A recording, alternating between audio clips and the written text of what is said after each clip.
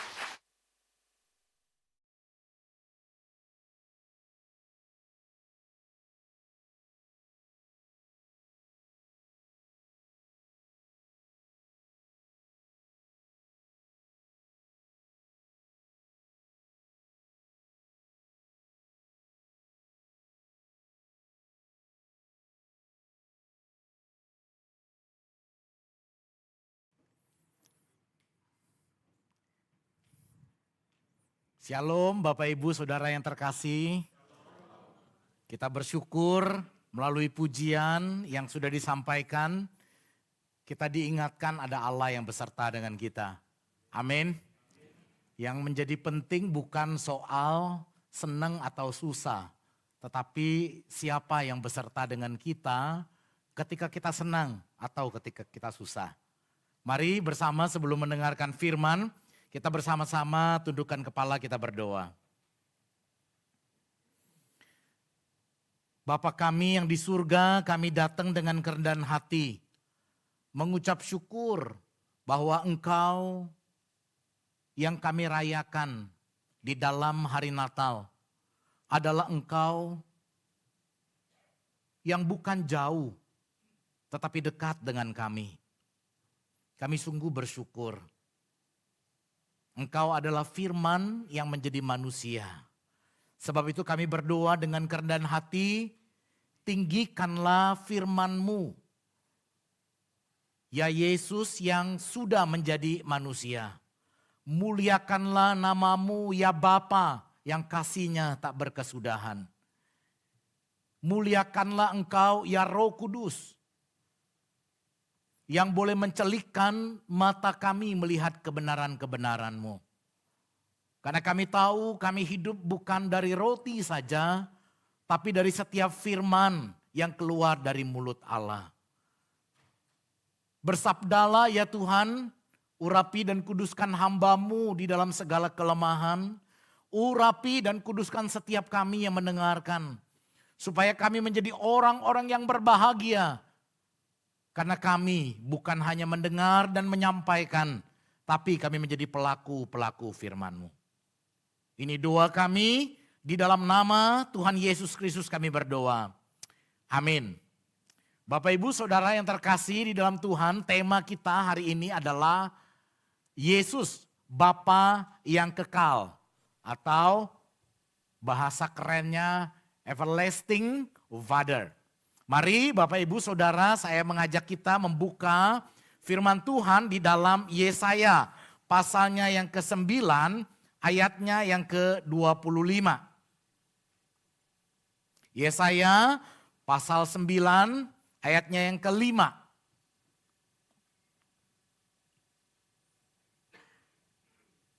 Kalau sudah menemukan, mari kita membaca bersama-sama bagian firman Tuhan ini. Yesaya 9 ayatnya yang ke-5. Kita baca bersama-sama 1, 2, 3. Sebab seorang anak telah lahir untuk kita, seorang putra telah diberikan untuk kita.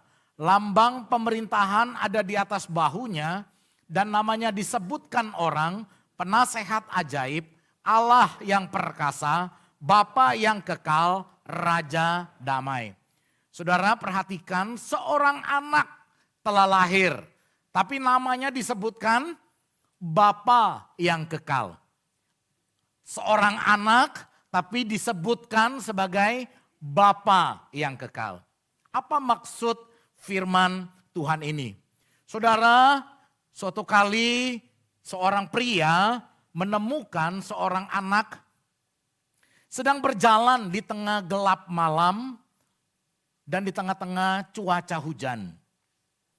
Saudara, hatinya tergerak oleh belas kasihan. Dia menghampiri anak ini dan dia bertanya, "Nak,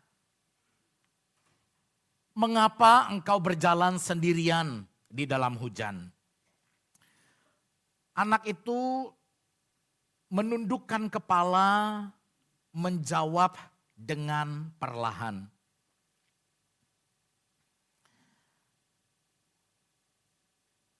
"Ayahku pergi meninggalkan kami. Bahkan ketika aku belum mengenal siapa dia. Ibuku sibuk setiap hari. Aku tahu aku harus pulang kemana, tetapi hidupku penuh dengan kesepian.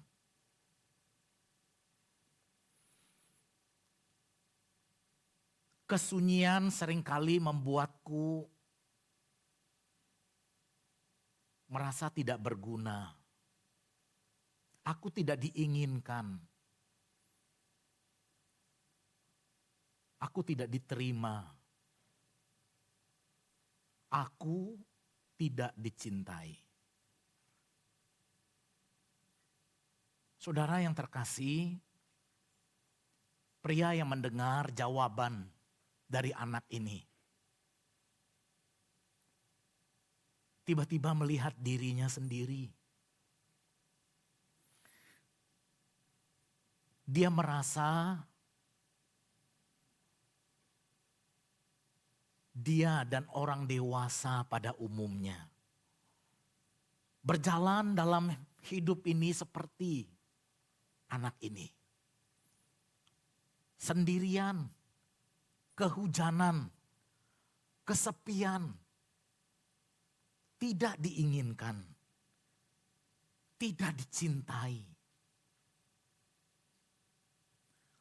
Hatinya menjadi kecut.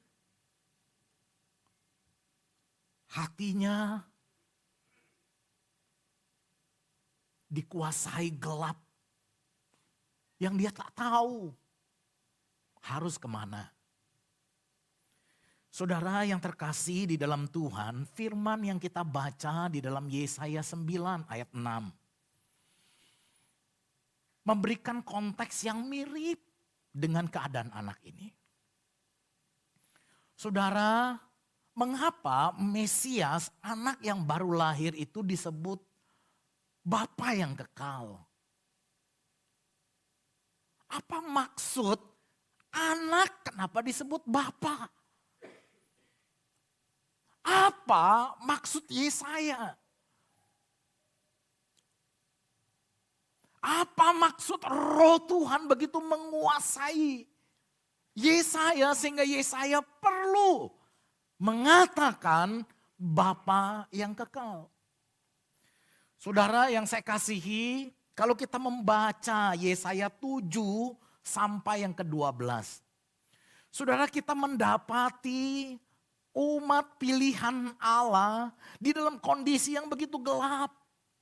Saudara, umat pilihan Allah Yehuda berperang dengan saudara kandungnya sendiri, yaitu bangsa Israel yang bersekutu dengan bangsa Aram.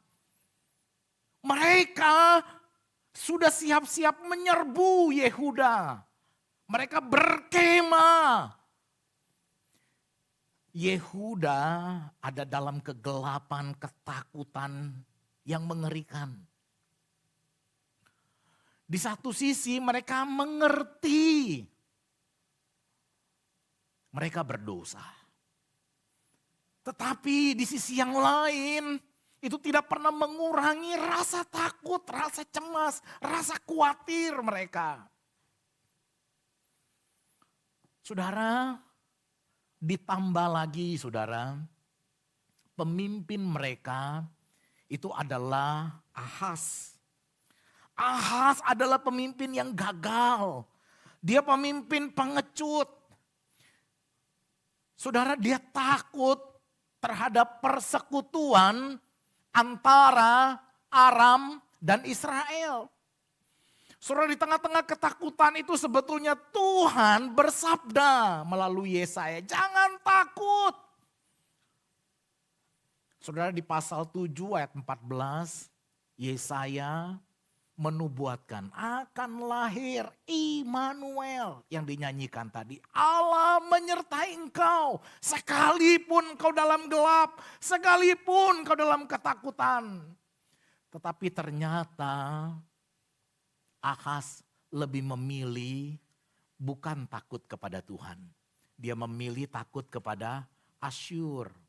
Dan di dalam ketakutannya saudara, dia lebih memilih berkompromi dengan Asyur. Yang kalau kita baca nantinya, kompromi itu menghasilkan sesuatu yang menakutkan. Seluruh Yehuda dan kekayaannya dirampok dan dibawa ke Asyur. Saudara, bangsa Yehuda dikelilingi ancaman perang. Menakutkan saudara. Saudara, hari ini kita mendengar perang terjadi saudara. Bahkan makin dekat saudara. Kalau tadinya rasanya perangnya masih jauh di sana. Sekarang perangnya Kamboja melawan Thailand saudara. Sangat dekat dengan kita saudara. Mungkin ada di antara kita yang mulai diam-diam takut. Apalagi kalau bisnis kita berhubungan dengan Thailand. Atau pekerjaan kita berhubungan dengan Thailand dan Kamboja. Saudara, lebih daripada itu secara rohani mereka gelisah dan putus asa. Saudara, di dalam hati mereka yang terdalam saudara,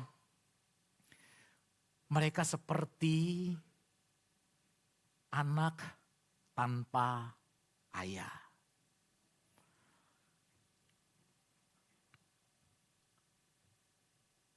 Tanpa pemimpin, tanpa pelindung. Saudara, di tengah-tengah keadaan demikianlah mereka bertanya, apakah Allah sudah meninggalkan kami? Apakah Allah sudah melupakan kami? Apakah Allah sudah tidak peduli lagi kepada kami? Saudara yang saya kasihi di dalam Tuhan, pertanyaan yang lebih mendalam. Apakah kami ini masih berharga? Apakah kami ini masih bernilai? Apakah kami masih dicintai? Saudara, ini bukan hanya sekedar krisis ekonomi. Ini bukan hanya sekedar krisis politik. Tapi ini adalah krisis identitas. Yehuda yang selama ini merasa anak Allah. Sekarang mereka mulai ragu apakah kami ini adalah anak Allah. Saudara, di tengah-tengah keadaan yang demikianlah, Yesaya sebagai abdi Allah datang kembali saudara. Saudara bayangin saudara ya. Allah itu gak berhenti saudara. Pasal 7 ayat 14 sudah menubuatkan bahwa Immanuel akan datang. Saudara, Yehuda gak percaya. Tapi Allah gak pernah menyerah. Dia bernubuat lagi demi nama Allah.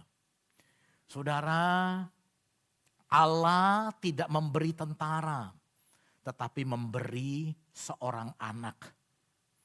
Allah tidak memberi penguasa, tetapi dia memberi Bapa yang kekal. Bukan Bapa yang jauh di sana, tetapi Bapa yang ada di sini.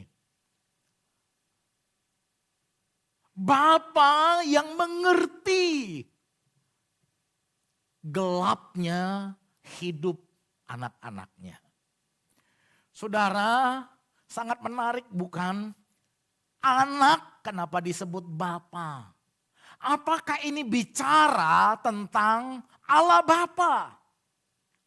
Saudara, John Calvin berkata, Bapa yang kekal bukan bicara posisi Yesus dalam kealahan Tritunggal. Tetapi bahwa Mesias adalah sumber dan pemelihara zaman yang kekal. Dia bukan hanya sekedar disebut sebagai Bapa, tetapi dia disebut sebagai Bapa yang kekal. Saudara, tidak ada satu hal pun, tidak ada satu dosa yang besar sekalipun, tidak ada satu dosa yang paling menjijikan sekalipun yang dapat membatalkan Bapa yang kekal. Saudara, John Gill, seorang teolog, dia berkata, Yesus bukan Bapa dalam Tritunggal, tetapi Bapa bagi umat pilihan, kepala perjanjian anugerah yang memelihara mereka tanpa akhir. Saudara, kekal bukan hanya berarti panjang tanpa akhir, tetapi lebih daripada itu, kasihnya tanpa syarat. Dia menjadi Bapa yang kekal bukan berarti kalau engkau baik, aku akan jadi bapakmu. Kalau engkau jelek, saya tidak akan mengakui engkau sebagai anakku. Enggak. Bahkan saudara Charles Spurgeon, dia dianggap the Prince of Sermon. Dia seorang boleh dibilang pangeran pengkhotbah, saudara. Dia berkata begini, Kristus bukan Bapa dalam struktur Trinitas, tetapi ia adalah Bapa dalam relasi kasih kepada umatnya. Ia memimpin, mengasuh, menghibur, dan menjaga kita seperti seorang Bapa yang sempurna. Dia seorang Bapa yang sempurna, saudara. Yang menerima anak-anaknya yang tidak sempurna. Dia mengasihi dengan kasihnya yang sempurna setiap kita yang tidak sempurna. Dia tidak tunggu kita sempurna baru dia mengakui kita sebagai anaknya. Saudara, bukankah kita kadang-kadang menjadi sakit hati dan kecewa karena seringkali kita menerima kasih dengan syarat, saudara. Kalau engkau berprestasi, engkau anak mami. Kalau engkau dapat nomor 1, engkau anak papi.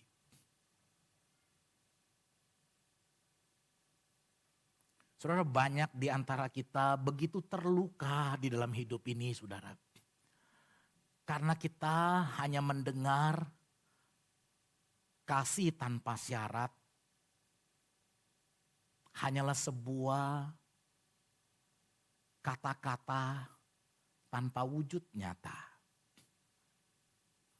Jadi saudara, kita bisa simpulkan saudara, ketika Yesaya menyebut Mesias sebagai Bapa yang kekal, itu tidak berarti Yesus adalah pribadi pertama dari Allah Tritunggal. Tetapi bagi umatnya Mesias ini berperan sebagai Bapa. Dia pelindung, pemelihara, sumber hidup dan kepala keluarga rohani. Saudara, kita menjadi aman di tangan Bapa yang begitu besar kasihnya kepada kita. Pengenalan kita akan Mesias yang baru lahir ini memberi kita rasa aman penerimaan yang begitu luar biasa. Saudara, kita terluka kalau kita ingat kita punya ayah yang mengasihi kita dengan syarat. Saudara, saya membaca kisah seorang pengusaha sukses, saudara. Masih muda, dia sudah sukses, saudara. Tahu kenapa dia sukses, saudara? Dia berkata, saya pernah dibego-begoin sama ayah saya. Jangan pernah berpikir kamu kuliah di Amerika, kamu pinter, kamu masih bego.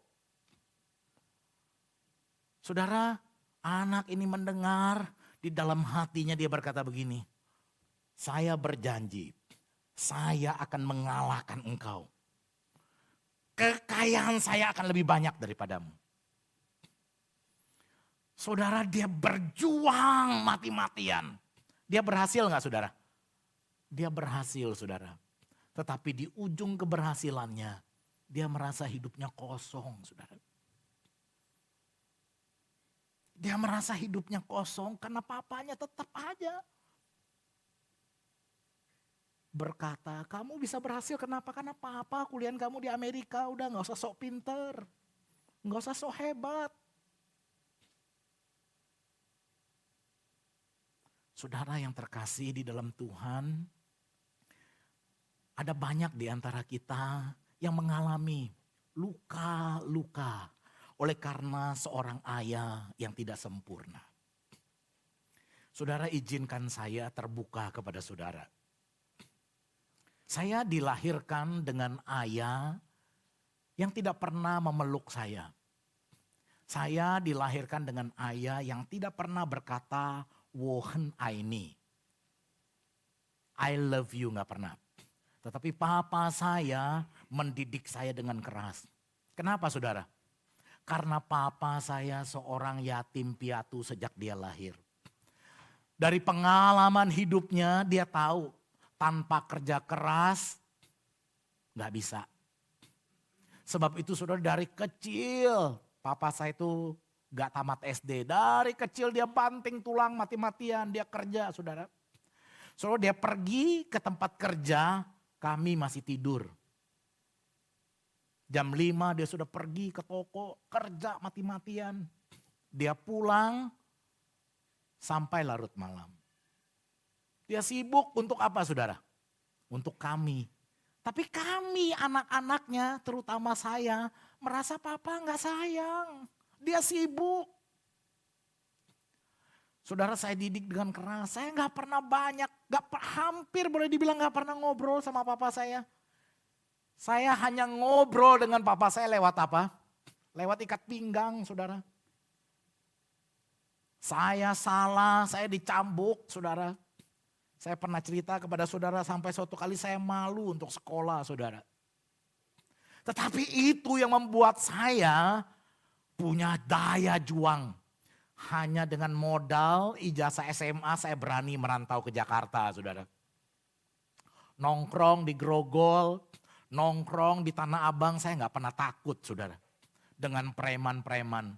Saya pernah menolong orang yang ditodong. Saya berkata kepada penodong itu, "Kamu bunuh saya bunuh kamu. Adu cepat siapa yang bunuh." Oh saudara, saya lahir dengan mental yang kasar saudara.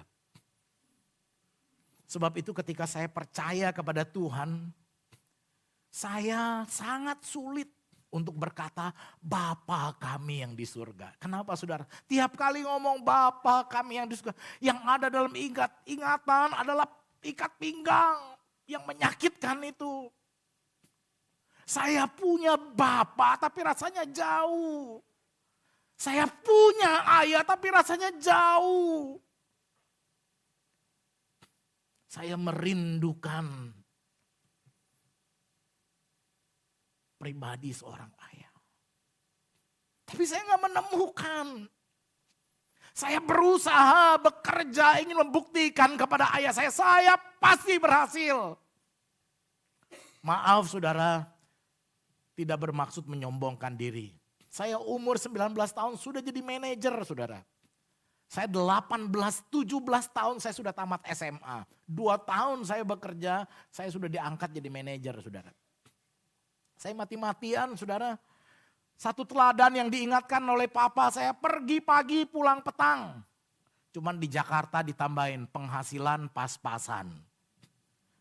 Saudara, saya bekerja, orang masuk jam 7.30, saya jam 6 sudah sampai kantor. Saya mati-matian saudara. Saya cuma tamat SMA. Saudara, saya mencari figur ayah. Tapi saya gak pernah ketemu. Sampai teman saya di hari Natal mengajak saya ke gereja. Saya menemukan Yesus Kristus. Bapa yang kekal. Yang menerima saya yang berdosa. Bahkan ketika saya gak kenal dia. Yang menerima saya orang yang bobrok ini. Bahkan ketika saya belum mencintai dia. Dia mencintai saya, memberikan nyawanya, meninggalkan surga yang mulia. Bahkan ketika saya gak kenal siapa dia.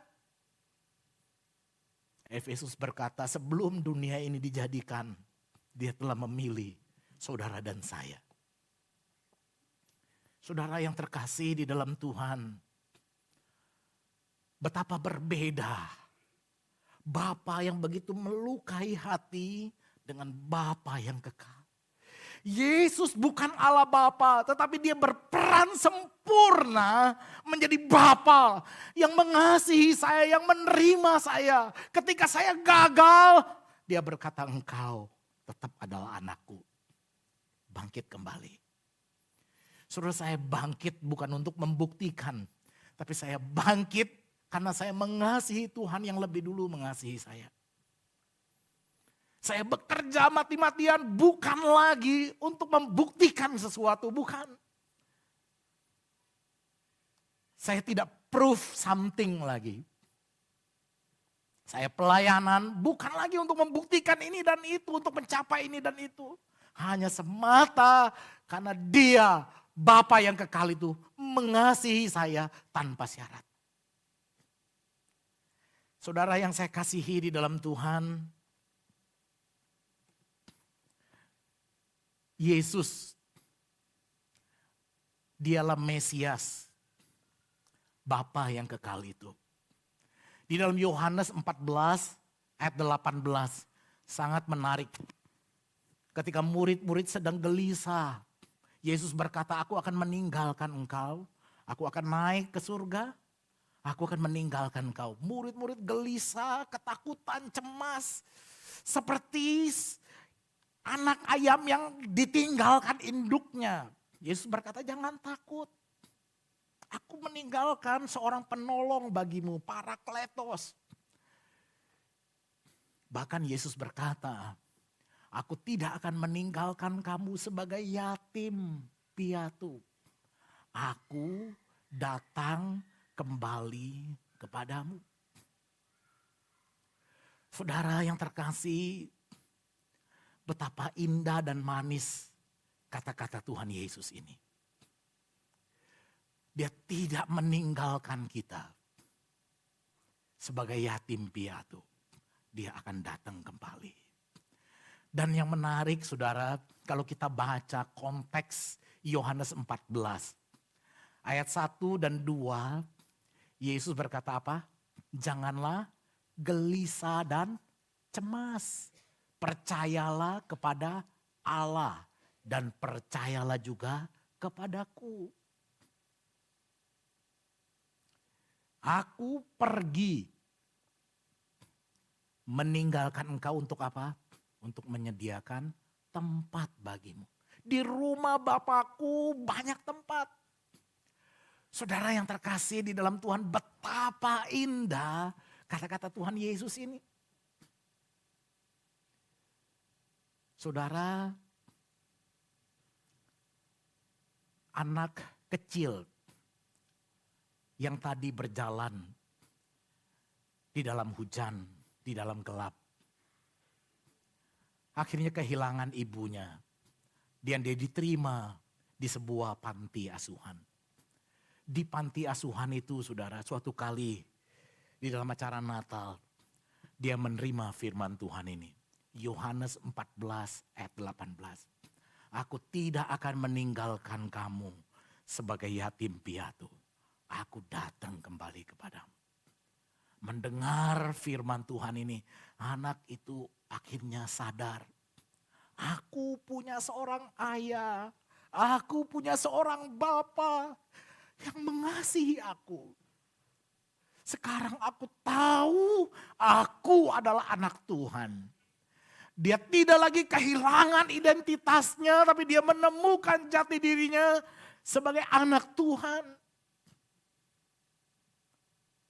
Saudara, Tuhan mengubah hidupnya, jatuh bangun hidupnya, tetapi dia makin serupa dengan Bapaknya, yaitu Yesus Kristus. Saudara yang terkasih di dalam Tuhan, harus kita akui ketika kita mencari Bapa yang sempurna di dalam dunia ini, kita gak pernah akan menemukannya. Saya sendiri, saudara, sebagai pendeta, sekali lagi saya minta izin untuk terbuka saudara ya. Ada orang melihat pendeta itu figur yang sempurna, gak pernah punya cacat celah. Saya bukan pendeta seperti itu. Saya pernah gagal, saya pernah marah sama anak saya. Tetapi saudara, saya belajar dari Tuhan Yesus. Ketika saya marah, saya berani minta maaf. Ketika saya marah, saya bilang, doakan papi ya, supaya jangan sampai lost control lagi. Saudara yang saya kasihi di dalam Tuhan, Allah tidak mencintai kita, tunggu kita sempurna. Yesus tidak menerima kita setelah kita tanpa cacat celah. Bahkan ketika kita bergumul dengan goresan-goresan luka, oleh karena Bapa di dunia yang mengecewakan kita, dia tetap mencintai saudara dan saya. Begitu cintanya dia kepada saudara dan saya sampai dia memikirkan, dia menyiapkan tempat bagi saudara. Bukan hanya dia membiarkan saudara berkelana di dalam dunia ini, tapi dia menyediakan tempat bagimu dan dia berkata, engkau tidak yatim piatu. Saudara yang terkasih, ini satu berita yang begitu kuat. Dia bukan lagi Bapa yang jauh, dia ada di sini. Kita berjuang membangun rumah. Ada di antara kita yang masih berusaha mencari rumah yang lebih ideal. Tapi Tuhan tahu. Dia menyediakan rumah yang sempurna buat kita. Betapa begitu kasihnya itu, kasih yang kekal, tidak terbatas, tanpa syarat, menerima kita kapanpun kita gagal. Kita boleh pulang kepada Bapa yang kekal, Yesus Kristus itu. Saudara, datanglah pada Yesus Bapa yang kekal. Sebab sekalipun engkau terluka karena ayat dunia, Yesus ada di sini sekarang untuk memulihkan hatimu. Yesus tidak pernah berhenti dan tidak pernah menyerah untuk mencintaimu. Sekali lagi saudara, datanglah pada Yesus Bapa yang kekal. Sebab sekalipun engkau terluka karena Bapa ayah di dunia, Yesus ada di sini sekarang. Dia rindu memulihkan engkau. Karena dia tidak pernah berhenti dan dia tidak pernah menyerah untuk mencintai engkau. Hari Natal menjadi tempat kita kembali pulang ke hati Yesus, Bapa yang kekal itu. Mari kita berdoa.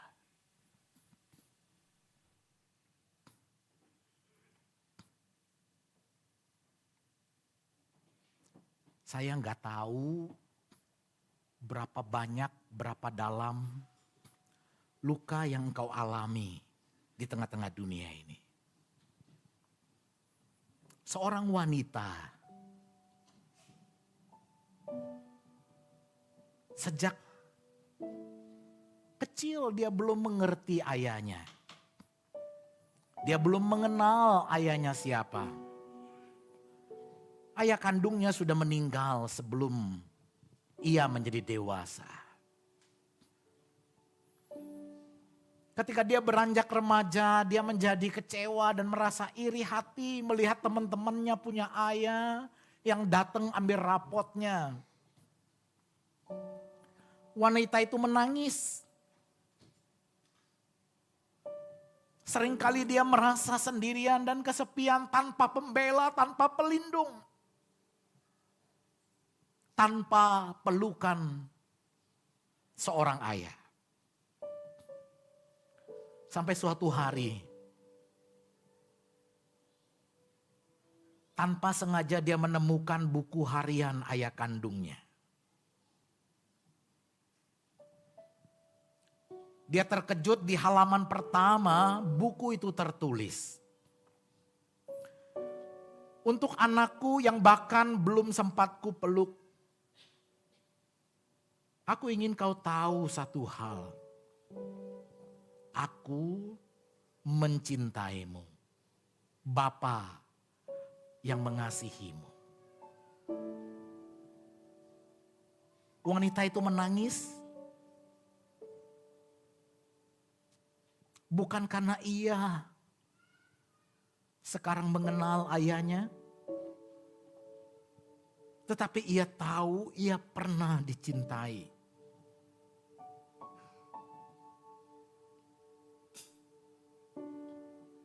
Saudara, terlebih lagi Yesus Bapa yang kekal itu. Dia mencintai engkau. Dia menenun engkau. Dia mencintai engkau tanpa syarat.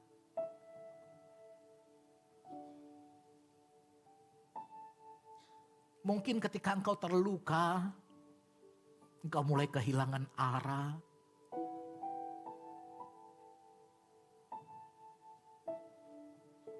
Engkau melakukan ini dan itu untuk membuktikan kepada orang-orang tertentu supaya engkau diterima, diakui, dicintai. Engkau menjadi lelah. Sekarang Yesus berkata kepadamu, aku tidak akan membiarkan engkau lelah lebih lama lagi. Engkau anakku, aku mengasihi engkau. Bahkan ketika engkau dalam kandungan ibumu. Yesus mengasihi engkau. Dia bukan Bapa yang jauh di sana. Dia Bapa yang dekat. Dekat di hatimu. Tapi seringkali engkau begitu sibuk untuk membuktikan ini dan itu. Sehingga dia yang ada di dekatmu terabaikan. Siang ini saudara, dia menyapa engkau. Dia memanggil engkau. Dia mengasihi engkau. Izinkan dia memulihkan engkau. Izinkan dia mencurahkan kasihnya di dalam hatimu. Supaya engkau tidak lagi yatim piatu. Dia akan pelihara engkau dalam perjalanan imanmu. Ketika engkau terjatuh, dia tidak meninggalkan. Ketika engkau gagal, dia tidak menghina. Tapi dia memegang tanganmu. Datang kepadanya saat ini. Datang mendekat. Mendekat kepada dia. Waktu ini adalah waktu pribadi saudara. Dengan Mesias, Yesus, Bapa yang kekal itu. Ceritakan semua lukamu. Dan ingatkan dirimu di hadapannya. Yesus, terima kasih karena engkau menemukan aku. Engkau mencari aku, mendapatkan aku, mencintai aku. Dan aku di sini anakmu. Aku anakmu Tuhan.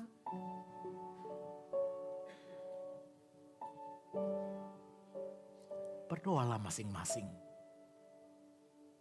Tuhan rindu memenuhi engkau dengan kasih-Nya.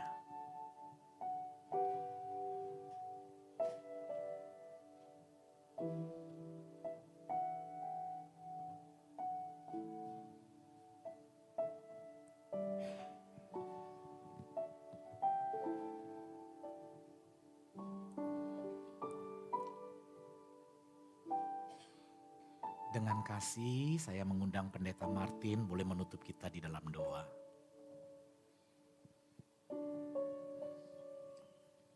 Kami bersyukur Tuhan untuk kasih-Mu bagi kami. Kami bersyukur karena Tuhan mau mencari kami, menyelamatkan kami. Di dalam keadaan apapun dari diri kami yang berdosa ini. Bahkan melampaui segala kejahatan dan pemberontakan kami. Engkau telah datang bagi kami. Ya. Terima kasih Tuhan. Biarlah kasih-Mu boleh membersihkan kami dari segala dosa. Kasih-Mu menyembuhkan kami dari segala luka. Kasih-Mu memulihkan kami, memperbaharui hidup kami kembali. Dan kami tahu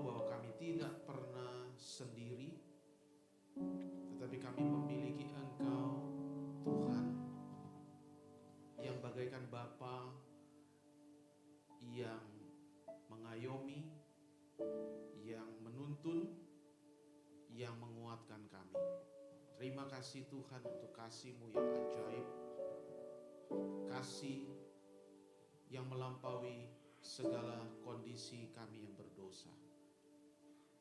Kami terima kembali kasih-Mu, dan kasih-Mu itu kiranya terus boleh memperbaharui dan membentuk hidup kami dari hari ke sehari. Terpujilah Engkau Tuhan, kami sungguh bersyukur di dalam nama-Mu, Tuhan kami Yesus Kristus.